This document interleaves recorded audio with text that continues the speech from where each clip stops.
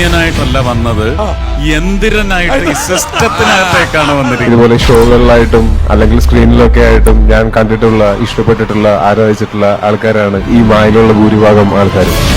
നമ്മൾ വന്ന ഫീൽഡ് അത് തന്നെ ആയതുകൊണ്ട് തന്നെ അത് എത്ര പ്രായമാണെങ്കിലും അത് തീർച്ചയായിട്ടും അത് ബ്ലഡിൽ ഉള്ളത് തന്നെയാണ്. സ്റ്റേജ് പരിപാടിക്ക് ഡോക്ടറേറ്റ് ഉള്ള ഒരേ ഒരു മിമിക്രിക്കാരനാണ്. ഒരു മിമിക്രി ആർട്ടിസ്റ്റ് എന്ന നിലയ്ക്ക് ഞാൻ ഒരുപാട് അഭിമാനം കൊള്ളുന്ന ഒരു നിമിഷമാണ്.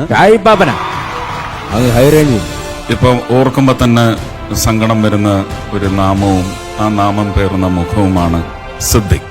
കടൽ കാറ്റിൻ നെഞ്ചിൽ കടലായി വളർന്ന സ്നേഹമുറങ്ങി. ഞാൻ ഫീൽഡിൽ വന്നപ്പോ തൊട്ട് കാണുന്ന ചേട്ടന്മാരും ചേച്ചിമാരും വിനാശകാലേ വിപരീത ബുദ്ധി.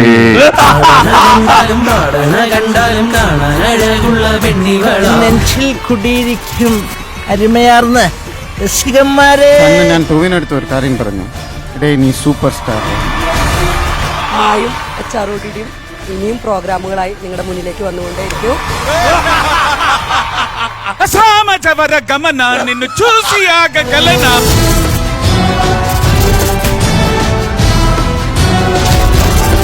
ഇത് ഇന്റർനാഷണൽ ലെവലിൽ ശ്രദ്ധിക്കപ്പെടുന്ന ഷുവർ.